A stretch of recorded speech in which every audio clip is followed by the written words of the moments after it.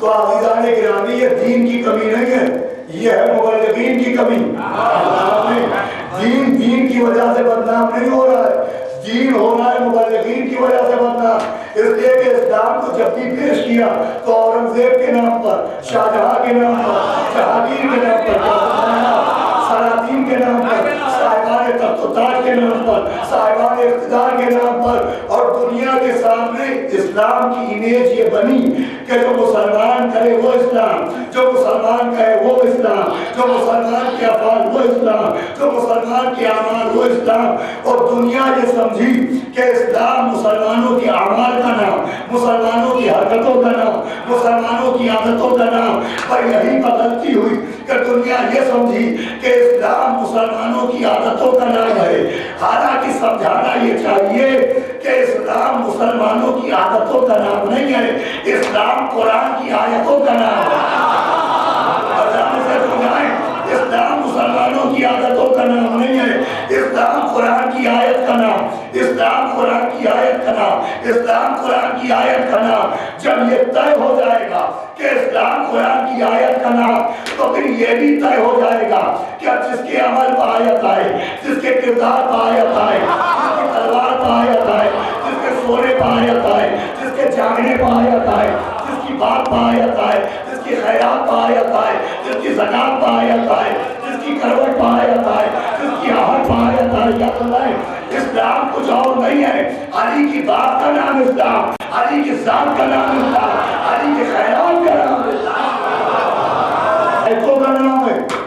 تو اب جس کے عمل پہ آیت آئے اس کے عمل کا نام اسلام ہے۔ آیت پہ عمل اور ہے، عمل پہ آیت اور ہے۔ آیت آنے کے بعد عمل کرنا ہو، وہ عمل کے اوپر آیت کرانا ہو۔ اب تاریخ کا آئینہ دیکھا جائے، یہ واقعہ پڑھا جائے کہ یہ کیا ہوا کہ کون پیغمبر اسلام کے پاس آیا، وہ آنے کے بعد کہا یا نبی اللہ۔ ابھی مسجد میں بڑی عجیب سی بات ہوئی، وہ بات یہ ہوئی کہ مسجد میں ایک سائے داخل ہوا، اس نے کہا یا اللہ کے بندوں مجھے کچھ عطا کر دو۔ مسجد میں خاموشی رہی، کہا مجھے کچھ عطا کر دو۔ مسجد میں سناٹا رہا، اس نے کہا مجھے کچھ عطا کر دو۔ مجمع میں خاموشی رہی، کہا وہ محراب مسجد میں گیا، اس نے ہاتھ بلند کیے اور کہا پانے والے تو گواہ رہنا کہ میں تیرے گھر سے خالی جا رہا ہوں۔ کہا مولا علی عالم رکوع میں تھے، ادھر اس نے خدا سے شکوہ کیا، ادھر مولا علی نے عالم رکوع میں اپنی انگلی کو اشارہ کیا، وہ آگے بڑھا، اس نے مولا علی کی انگلی سے انگوٹھی اتاری، سلام کیا، چلا گیا۔ یہ کہنے کے بعد کہنے والے نے کہا کہ یا نبی اللہ آپ ہی کا بیان ہے، آپ ہی کا فرمان ہے، آپ ہی نے بتایا ہے، آپ ہی نے سکھایا ہے کہ اگر نماز پڑھتے میں جان بوجھ کے کوئی اشارہ کر دیا جائے تو یہ عمل کثیر ہے، یہ فعل کثیر ہے، تو اگر فعل کثیر ہو تو نماز باطل ہو جاتی ہے۔ چونکہ علی نے فعل کثیر کیا لہذا علی کی نماز گئی۔ نبی کی تیوریوں میں بن پڑے، کہا کیا کہتا ہے؟ کہا یا نبی اللہ میں کہتا ہوں علی کی نماز گئی۔ نبی نے کہا میں کہتا ہوں قرآن کی آیت آئی، میں کہتا ہوں قرآن کی آیت آئی، وہ اکیلی نہیں آئی، ولایت لے کے آئی۔ صلوات بھیجے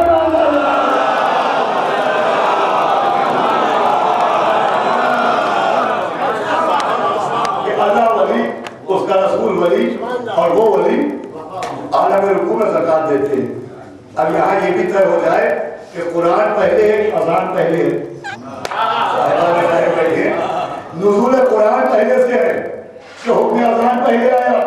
اذان نزول قرآن شروع ہو گیا مکے سے، پیغمبر 13 برس رہے مکے میں، ہجرت کر کے آئے مدینے، جب مدینے آئے تو حکم اذان آیا۔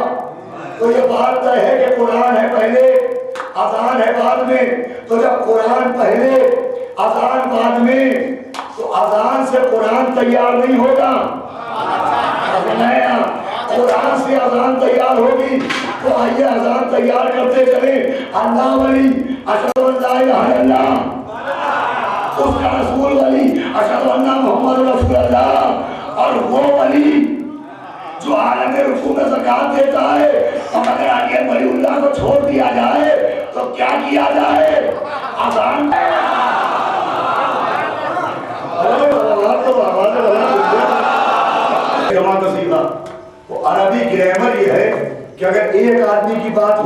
تو واحد کا صیغہ، دو کی بات ہو تثنیہ کا صیغہ، دو سے زیادہ کی بات ہو تو جمع کا صیغہ. تو اللہ ایک واحد کا صیغہ آیا، توجہ رکھیے گا، اس کا رسول ایک واحد کا صیغہ آیا. وہ لوگ جو عالم رکوع میں زکوٰۃ دیتے ہیں یہ ہے جمع کا صیغہ، اور جمع کا صیغہ وہاں آتا ہے جہاں دو سے زیادہ ہوتے ہیں. تو جب قرآن یہ کہہ رہا ہے کہ وہ لوگ ولی جو عالم رکوع میں زکوٰۃ دیتے ہیں تو آپ خالی مولا علی کو ولی کیوں مانتے ہیں؟ تو دیکھیں مسئلہ یہ نہیں کہ یہاں جمع کا صیغہ ہے، مسئلہ یہ ہے کہ عربی زبان میں کے لیے آتا ہے لفظ انا، اور ہم کے لیے آتا ہے لفظ نحنو. انا کا مطلب ہوتا ہے میں، نحنو کا مطلب ہوتا ہے ہم. اگر کسی نے لفظ انا استعمال کیا بولنے والا ایک، لفظ نحنو آیا بولنے والے کئی. میں نماز پڑھ رہا ہوں، کوئی ایک نماز پڑھ رہا ہے، ہم نماز پڑھ رہے ہیں، کئی نماز پڑھ رہے ہیں. تو جو فرق اردو میں میں اور ہم میں ہے، انگریزی میں آئی اور وی میں ہے، وہی فرق عربی میں انا اور نحنو میں ہے. توجہ رکھیے گا. اعتراض کیا ہے کہ جب وہاں جمع کا صیغہ ہے کہ والذین وہ لوگ، تو آپ خالی مولا علی کو ولی کیوں مانتے ہیں؟ مولا علی کے علاوہ اور بھی ولی. تو بھائی انا کا مطلب میں، نحنو کا مطلب ہم. اگر لفظ انا آئے تو بولنے والا ایک، لفظ نحنو آئے تو بولنے والے کئی. تو اب اگر والذین میں اور بھی ولی شامل ہیں تو ذرا قرآن پڑھیے، انا نحنو نزلنا الذکر، ہم نے اس ذکر کو نازل کیا، میں نے نہیں کہا. کیا بولا آپ نے؟ ہم نے اس ذکر کو نازل کیا. تو اگر والذین میں کئی ولی ہیں تو نحنو میں کتنے خدا ہیں؟ ایسا جواب تو بھیجنا پڑ رہا ہے.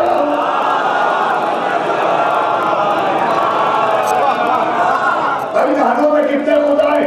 عربی گرامر کا طریقہ یہ ہے کہ جب بات میں وزن پیدا کرنا ہوتا ہے تو جمع کا صیغہ آتا ہے. تو جیسے قرآن کی حفاظت پڑھنی نحنو کہا گیا، ویسے ہی علی کی ولایت پڑھنی والذین کہا گیا. اب ہمیں یہ تو نہیں پتا کہ ہمارے مولا کی ولایت میں ویٹ کتنا ہے، وزن کتنا ہے، مگر اتنا پتا ہے کہ ضربت پہ اتنا وزن ہے کہ ثقلین کی عبادتیں تو جاتی ہے.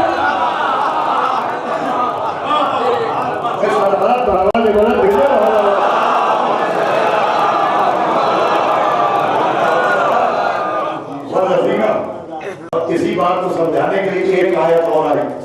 گھر میں نہیں آئی، باہر آئی، مکان میں نہیں آئی، میدان میں آئی.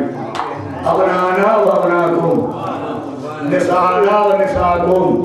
تم اپنی عورتوں کو لاؤ، ہم اپنی عورتوں کو لائیں. تو نسانا بھی تو جمع کا صیغہ ہے. تو وہاں کئی عورتیں نکل کے آئیں. ایک جناب زہرا کے سوا کوئی نہ نکلی، بطول کے سوا کوئی نہ نکلی، جناب فاطمہ کے سوا کوئی نہ نکلی. ارے قیامت ہو گئی، نکلنے کی شوقین بھی نہ نکلی. صلوات تو بھیجے محمد.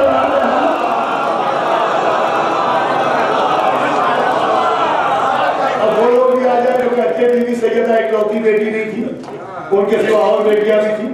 اگر اور تھی تو کوئی اور تبدیل کیوں نہیں، کوئی اور نکلی کیوں نہیں؟ لیکن مجھے اس کا شکوہ نہیں ہے کہ بیٹیاں اور بنائی گئی، مجھے شکوہ یہ ہے کہ بیٹیاں بنائی تھی تو بیٹیوں کے بیٹے کیوں نہ بنائے؟ ارے کیا ہر عورت بغض علی میں 5 کر دی جائے گی؟ ارے بجانے کہتے صلی اللہ علیہ وسلم بھائی اب بیٹیاں بنائی تو بیٹے بھی بناتے. ایک بیٹی سے 2 بیٹے، تو اگر 3 بیٹیاں اور تھی اور 2 کا ریشو رکھیے تو کم سے کم 6 نواسے اور بناتے. بھائی اب ایک بیٹی کے مقابلے میں 3 بیٹیاں تو 2 نواسوں کے مقابلے میں 6 نواسی اور بناتے. تو میں نے مؤلف سے کہا اور نواسے کیوں نہ بنائے؟ تو مؤلف نے اپنی قبر کے جہنم سے آواز دی کہ ہم بنانے کو تو بنا دیتے، اگر نبی کو ناکا کون بناتا؟